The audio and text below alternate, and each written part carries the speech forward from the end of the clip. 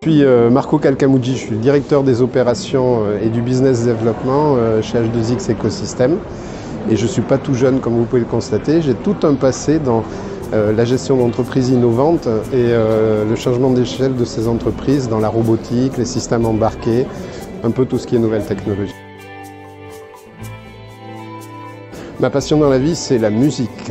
Je suis musicien, je joue de la batterie dans un groupe de funk depuis une trentaine d'années. C'est étrange, j'ai toujours rêvé d'être biochimiste parce que je ne sais pas pourquoi j'étais attiré par tout ce qui était chimie, molécules, ça me fascinait. Et après, ça a évolué vers des métiers classiques de pompier quand j'étais tout petit. Et quand j'ai commencé à avoir un petit peu plus de poil au menton, j'ai toujours rêvé d'être dans le management de projet, l'entreprise. Enfin, le fait de travailler en équipe sur des sujets un peu qui n'existaient pas, ça m'a toujours fasciné, ça. Je coche toutes les cases, y compris une case beaucoup plus personnelle, puisque dans le passé, j'étais industriel brutal, donc je fabriquais des choses, mais là, je suis industriel, mais en plus sur un côté vertueux. J'ai le sentiment de travailler pour la décarbonation, le changement de paradigme énergétique, et c'est quand même autre chose. Très simplement, c'est une approche. Donc on est industriel, on est sur toute la chaîne de valeur, que ce soit les infrastructures de production d'hydrogène, de stockage et de consommation. Ça, c'est technique. Par contre, l'innovation que l'on apporte, pour moi, la principale, c'est de changer l'approche énergétique, changer l'approche qu'on a sur la manière d'utiliser l'énergie, c'est-à-dire on raisonne en disant on part de la consommation, du besoin, et on remonte la chaîne à l'envers. On fait exactement l'envers de l'opposé de tout ce qui se fait classiquement. Donc on part de l'usage, la définition du besoin de la consommation, et on remonte pour définir le dimensionnement de l'outil qui va permettre de produire, de stocker et de consommer. Et dans cette chaîne-là, on va avoir une approche un petit peu écosystémique, donc on va regarder la communauté qui existe autour de ces moyens technologiques et on va essayer de l'agréger, quitte à aller jusqu'à la création d'une société de territoire. Et on crée cette communauté et on rajoute des services, des véhicules avec de la mobilité à hydrogène bien sûr, qui peuvent être adressés à des personnes qui n'ont pas de véhicule, des primo-accédants au travail, des personnes âgées qui sont distantes des sites. Et ces systèmes peuvent être monétisés d'une façon tout à fait simple. Donc du coup, l'innovation pour moi, c'est vraiment de retourner la table, on part de la consommation, on va jusqu'à la production. Et dans cette chaîne, on crée de la valeur qui reste sur les territoires.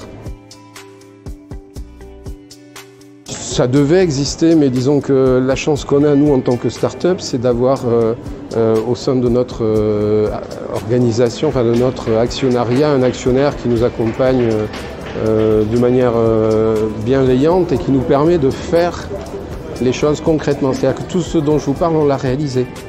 On a un site qui se déploie sur Redon, on a des machines qui sont faites, on a les laboratoires qui travaillent. Donc c'est une chance d'avoir les moyens de pouvoir réaliser les choses plutôt que de les mettre sur PowerPoint et essayer de trouver du financement pour les faire. Donc je pense que d'autres sociétés, d'autres structures vont dans cette... Aujourd'hui, on a Rennes, comme je vous disais, on a un très beau plateau sur Rennes avec une proximité, c'est à Bru en réalité, à côté de l'université. Là, c'est la partie recherche et développement. On a le pôle, on va dire, BE prototypage qui est au Fou, à côté de Brest. Là, on vient de prendre des 600 mètres carrés sur Brest pour pouvoir déployer les embauches qu'on est en train de faire. On a également une unité de production petite, mais qui fait 2500 mètres carrés, qui est à Redon, qui nous permet de roder un petit peu tous nos process industriels et de lancer nos premières séries.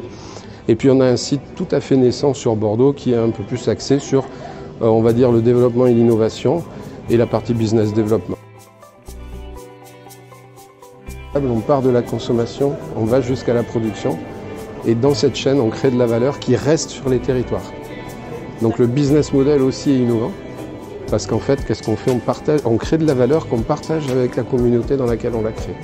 Et ça, pour des industriels, c'est un paradigme nouveau à intégrer.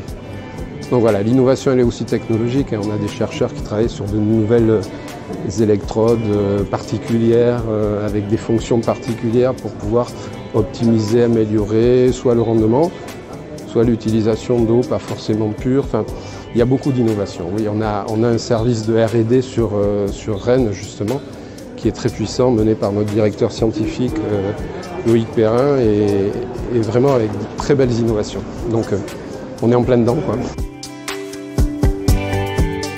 Le rallye des gazelles, enfin la préparation du rallye des gazelles où on va apporter un buggy équipé de nos systèmes, pile à combustible, réservoir amovible et puis toute l'intelligence, on appelle ça de l'energy management system, mais l'intelligence qui permet de bien faire fonctionner tout ce système.